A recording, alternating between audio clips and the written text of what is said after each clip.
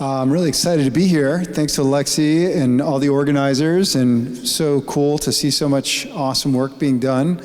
I'm going to talk today about a format you might not have heard of called ONNX. I think it stands for Open Neural Network Exchange Format, and how we're using it a little bit at Stripe.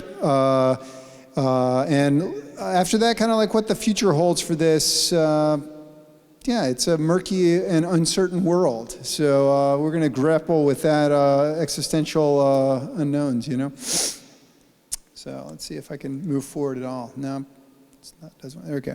So here's what we're going to talk about. What problem were we trying to solve? Why did we use this at all? It's like so many buzzwords in tech now, or it's like a buzzword business. So like, how did this check our buzzword boxes? So we got to like talk about that. I'm going to explain what ONNX is. Hopefully you'll learn a little bit. If you take nothing else away from the talk, maybe you'll like be able to speak intelligently about ONNX. And then I'm going to talk about our take on that, which is Agate. This is joint work, I should say, with a good friend of mine and colleague, Eric Osheim, as well as team members on the machine learning infrastructure team at Stripe. And Eric has quite a penchant for naming. And if you don't know, Agate is a type of rock very similar to ONNX, spelled with a Y, which is also a type of rock. But I don't really know much about rocks, so whatever. And then I'll give you a short demo of this part of the library, a command line tool. And finally, I'll talk about what we think is coming next for our team, for the industry, for you personally in your own life. Okay, so the problem statement was like, you know, path dependency rules everything. So if you're working in ML these days, as happenstance has it, Python has won the training wars. So people train machine learning models with Python. But we have a team that does a lot of Scala services, and we have a really, you know, a nice, I don't know, you can talk to a pretty nice machine learning scoring server that we really like. It has a lot of features, it's sharded, it's highly reliable, it has low latency. And so the problem we are facing though is we want to adopt new models trained in different Python packages, but we want to keep using the infrastructure that we already know how to operate that works well. We want to retain our batch scoring. We can do batch scoring with Spark and Scalding. And so those are things we liked. And so the models are being trained with scikit-learn or PyTorch and some with TensorFlow. And so this is kind of the problem we were facing. So the approach that we took before deep learning was like, you know, cool, was we had decision trees, random forest, XGBoost, and it's not that hard to implement those algorithms to score them. Training them is more complicated, but to score them, especially decision trees, is relatively easy. So our approach was, rather than put Python in production and deal with that, we weren't really experts in operating the issues with memory and everything else, and the packaging's a disaster from our point of view, et cetera. We wanted to operate a JVM service, a Scala service. We just implemented serializers for the scikit-learn models and then scored those models in our JVM service. And it was fine, it was good. Everybody was happy with that. So as we wanted to deploy more deep learning models, we wanted to investigate at least like that same approach. Scoring in training in Python, scoring on the JVM.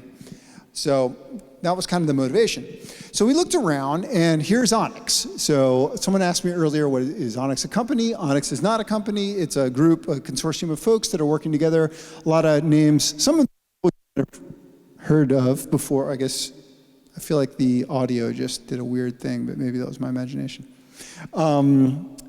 So this looked pretty good to us, you know. We've heard of Microsoft. We know those guys. We know IBM. Like, this might be actually okay.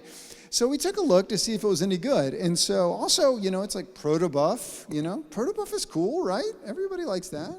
So we took a look at it. Like, what is it all about? And so ONNX really is just relatively straightforward. I mean, it's like super straightforward set of protobuf files that describe, along with some other documentation, what machine learning models were. Now, if you're a Scala programmer and you like, you know, correctness, and good stuff, you're probably imagining like what this thing is that. And it's not that. It's like take it down 3 or 4 levels. It's like a bunch of strings and a bunch of but like I was really disappointed. I was sad. Apologies to any ONNX people watching later. I thought you'd have these nice messages that are basically ADTs and they fully specify all the parameters. It's not that.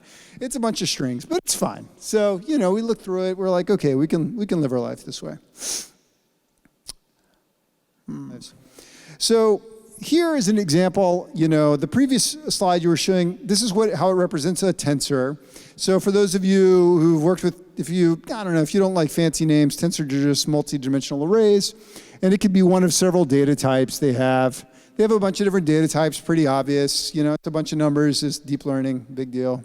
Here are the nodes, each operator in a graph. So ONNX is trying to be like an intermediate representation, if you've worked with compilers, for like the kinds of things you would do in a machine learning model. So those nodes, those instructions, individual instructions, are nodes in this graph. So that's a node proto. Now here's where I was talking about all the sadness. Look at all the strings there. Like, you would think there'd be like a big list of all the possible operators, but no, it's like string, and you better look up in a table on a piece of paper someone wrote down is like what the operator means. So that was a little bit sad, but okay. And also the inputs, like just a string. Actually, the inputs can refer to like a couple of different ways inputs can come into the system, but you better just learn how to interpret those strings to mean the right thing. So these were a little bit of bummers, but you know, they didn't totally derail us. It was kind of okay. And so finally, there's kind of 3 layers to this. You've got your tensors, you've got your operations, they're called nodes, and then they're just the graph. And a model kind of has some metadata that points to a graph. And the graph gives you a list of repeated nodes. They're supposed to be in topologically sorted order, but you know, even if they weren't, you could have sorted them. And then it gives you some documentation strings and some initializers for the any kind of static data, like kind of constant data, if you've ever worked with like a compiler that like maybe initializes some constants. So that's ONNX. So, you know, I think you basically know about as much as everybody about ONNX at this point. So if you go to the ONNX operator page, you can just find a list of some 100 or so operators. And, you know, the string that you saw on that little table of what the operator name is, you come and find it on this page. And here's gem, a pretty important one, generalized matrix multiplication. And then there's just some like text that you read as like a human and look back at those strings and interpret what they mean, and you go and implement them. It's not actually that hard. The nice thing about these operators is that they're all pretty straightforward mathematical operations that are working on numbers. So we don't have to do any kind of like, you know, too many like, nothing's very complicated, and they're very well specified. So you go through and you look to see which ones you want to implement. So this is kind of an attempt. It's not like the most sophisticated. It doesn't bowl you over as like amazing, but it actually works. You can save ONNX models from PyTorch, from TensorFlow, from other things. And I think cloud providers are kind of interested in this idea that you have portable models that you could send around. And we were interested to see what we could do with it. So that's ONNX. So we decided to implement a library we called Agate. We weren't interested in training the models. Training ML models is relatively complex. You really care about performance. We weren't really interested in that at all. We were only interested in scoring. And we wanted something that was really easy to deploy. So we wanted just like a jar. We could ship it off to a Spark cluster and just go, load up a file, and score the models. So our hope was that we could score them fast enough that it wouldn't really matter that it was pure JVM and not like hitting the GPU. You definitely want to use GPU for training, but you probably don't need it in a service because you can probably answer in like a few milliseconds the queries and the scores you need to make. So the next part of this talk, we're going to talk about a little bit about the design of this library, and then we're going to have a little bit of a demo. I'll show you some real ONNX models. So the first thing that we did, and now here's, by the way, if you're watching along and you're like maybe mostly interested in machine learning, I kind of like the pedagogy of like functional programming. I guess I'm in the functional thing. So this is just like totally orthogonal to any machine learning concern. So you can get a zone out if you like here. But the first question we wanted to say is, how would you design a generic tensor class? So the naive thing, once you get in on board with all the functors and the type constructors, is like, oh, a tensor should be like this parametric class that's like generalizing these multidimensional arrays. And if you want to get really fancy, you might even have like the size of the tensor at the type level. That would be pretty cool. That would prevent you from like combining tensors that have the wrong shape. And you can definitely go down that route. We'll talk a little bit about that more in a minute. But the next thing I realized is we do care about performance a lot. And so when you start to go open that box, it usually runs counter quite a bit to performance, and you put yourself behind the 8-ball on performance. And one of the things that we really knew that we would need, if this was at all going to be successful, is that we would need to have unboxed data backing these tensors. So if you're going to have doubles, floats, whatever, we had to have that. There's no way we could get away with that.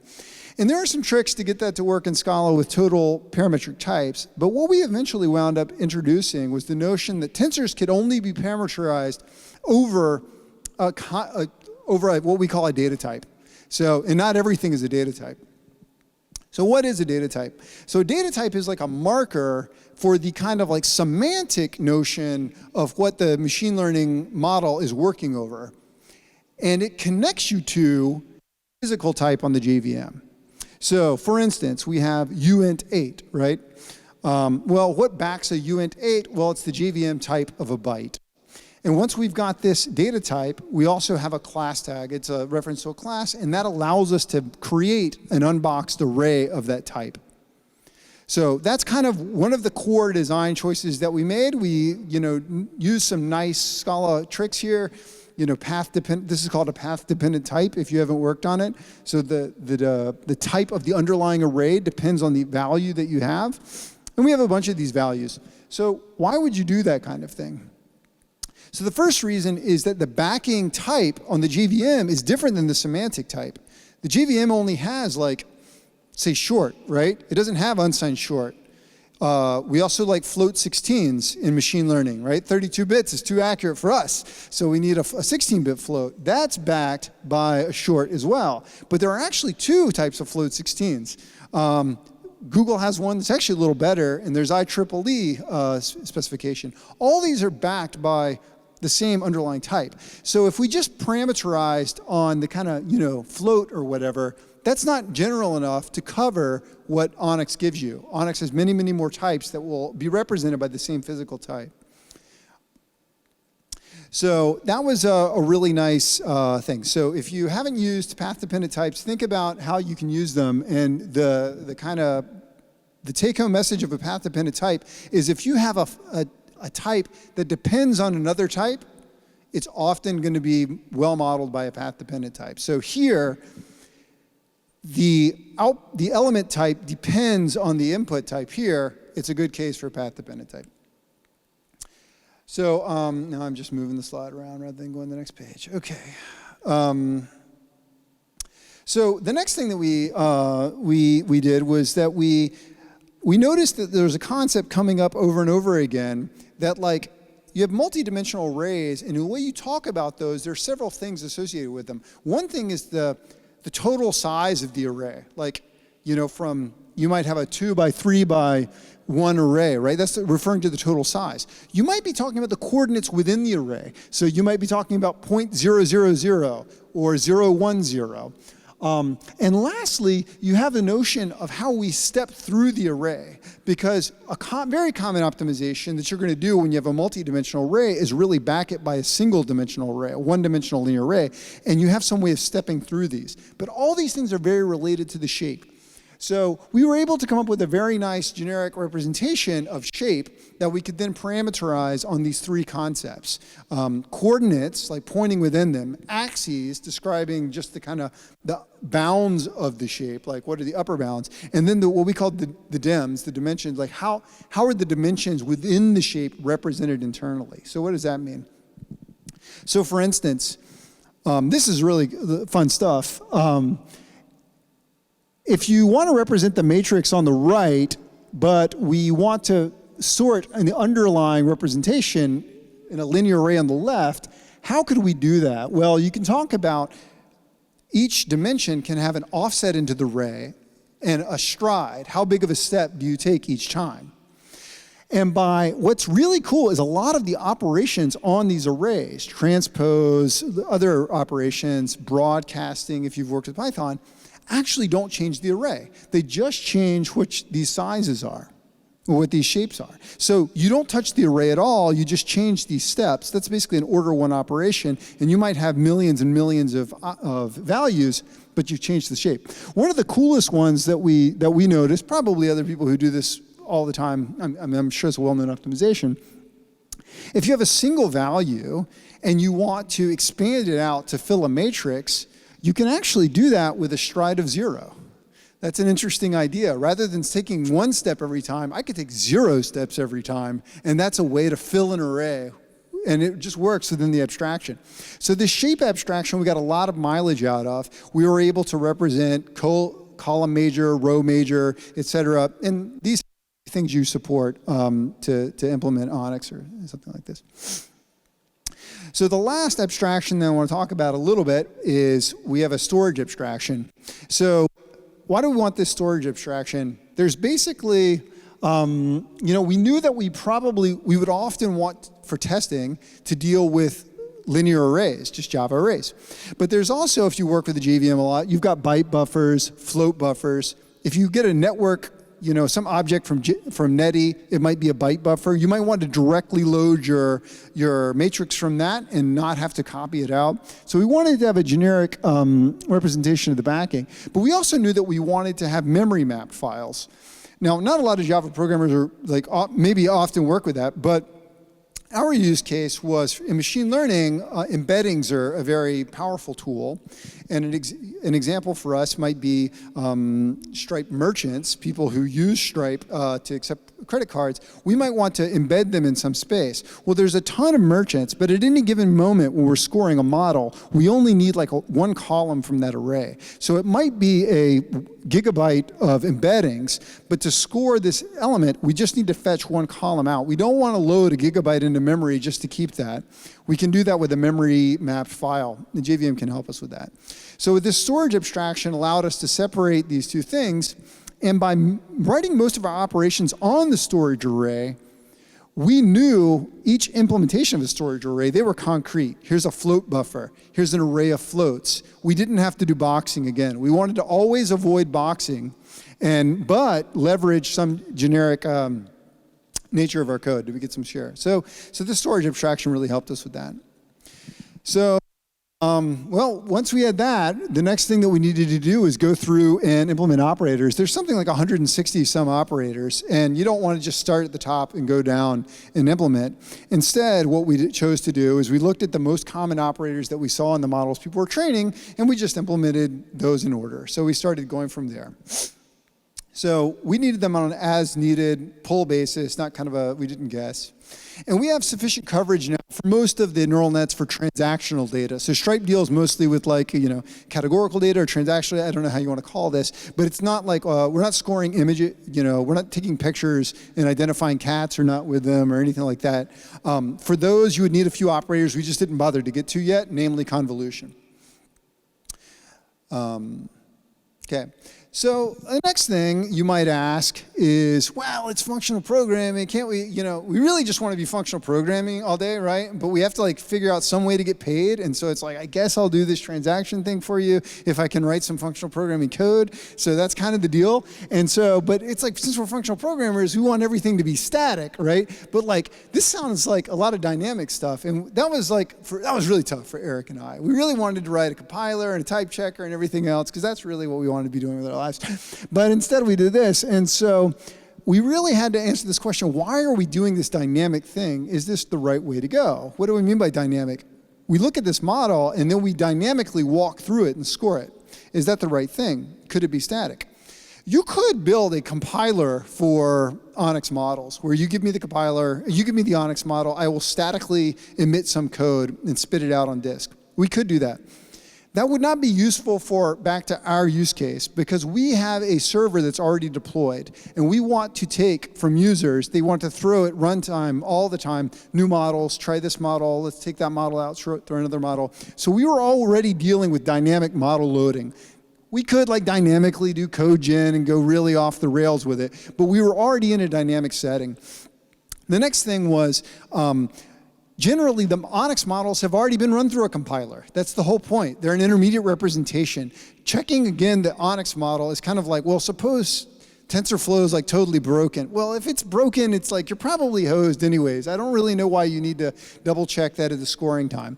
So we ultimately decided to just dynamically check. We walk through the graph. As we're going, we know the shape that we have in our hand, the type that we have in our hand. If we hit an operator that is inconsistent, we fail at that point. And we've never seen that happen. You know, just like we don't emit bad graphs. So here's an example of the way that we do that.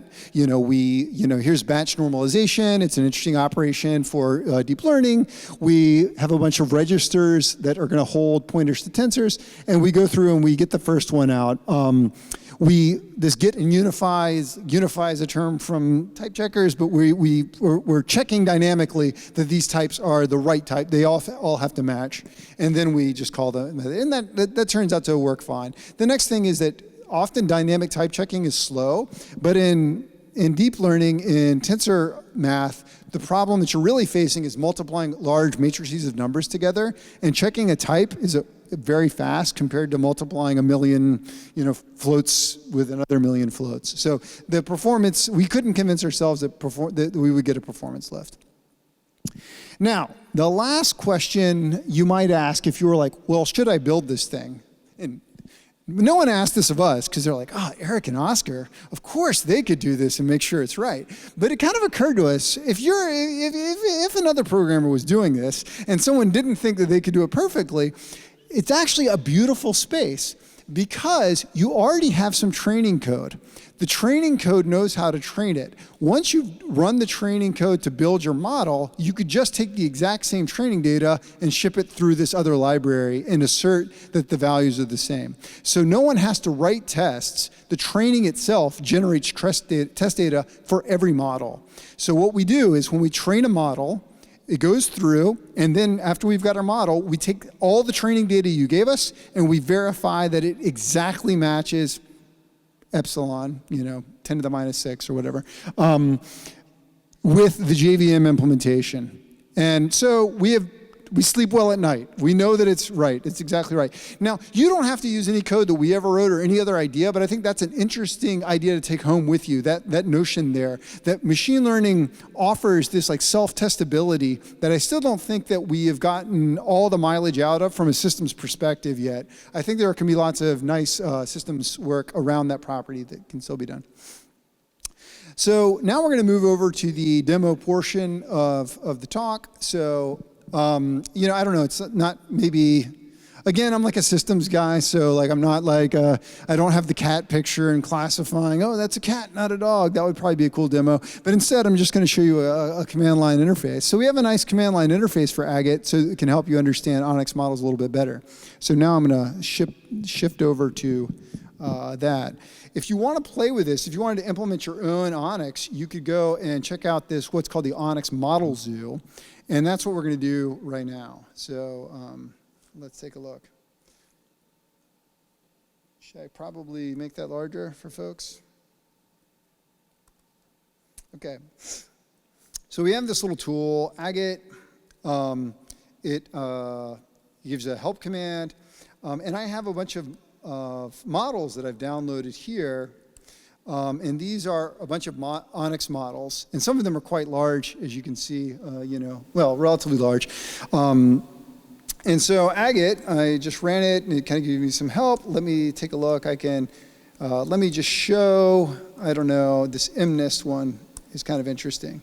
So here you can see a little bit about how ONNX works. It's telling you, this model has 6 distinct operators, 12 total operators, so some are used more than once. In this particular, like I said, we only implemented operators that we needed on an as-needed basis. 2 of them are unsupported. So 2 out of the 6 distinct operators here were unsupported. And 3 total, so and one of those is repeated. So 25% of the total operators are unsupported. And then we have a list of them. We have add, ReLU. So this is, if you know deep learning, that's convolution, as I mentioned, not supported. Matrix multiplication is interesting. It should be very easy to support, but we did gem, which is that's another thing. It's like they keep adding things, and gem is a more general version of matrix multiplication, but that old instruction is still around, so you may encounter models with it. But anyways. And so you can see here's some initializers. You've got a shape of a tensor, 4 by 4 by 10 with like some floats, and then here are the inputs, etc. So one cool thing that we can do with this, let's see. Does anybody know? By the way, is it suspect that command runs so fast? Yeah. Anybody know how it's running that fast? Yes. Graal VM. It's because it's written in Scala and it's like everything's static. It works really well with Graal VM native image, so it's like super fast. So yeah, there's a help mode. Let me dump this output mode, GraphViz, and let's do zoo mnist dot, and now I can get dot to turn it into a picture for us. That might be cool. And let's take a look.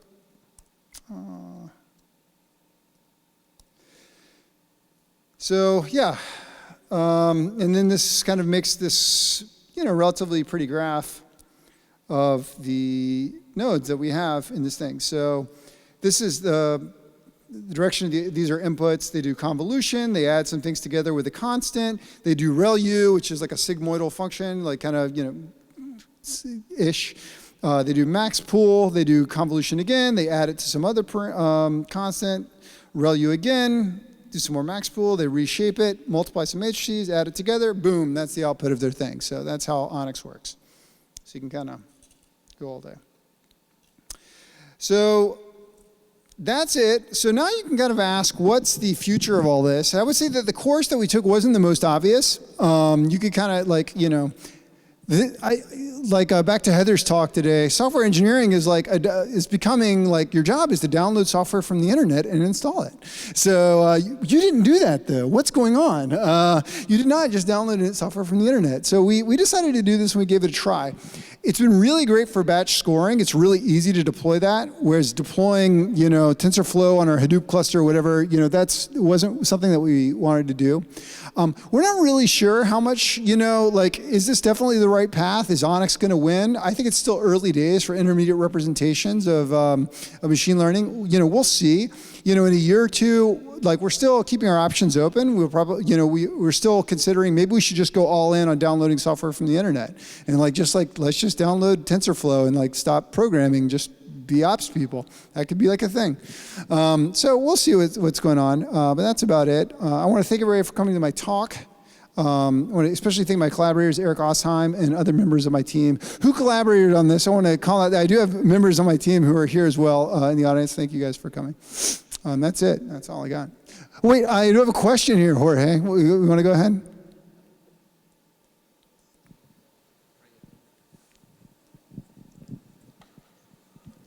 Hi, Oscar. Thanks for the talk. This is great and whatnot. But is this open source? Can I use it? Oh my gosh, what a question. Well, it's not open source, but actually, why don't I just come over here and make the repository public so you can give it a try? And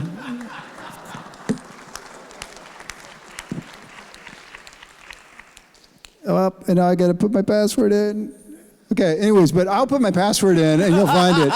And it's github.com/stripe/agate. And I probably am out of time. I don't know if I have any more time for questions. We have time for one or two more. Okay, I'm happy to answer any other questions. Okay. We got one right there.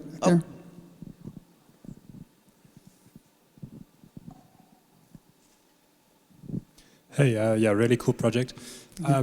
So are all the operators implemented in pure Scala operations on arrays?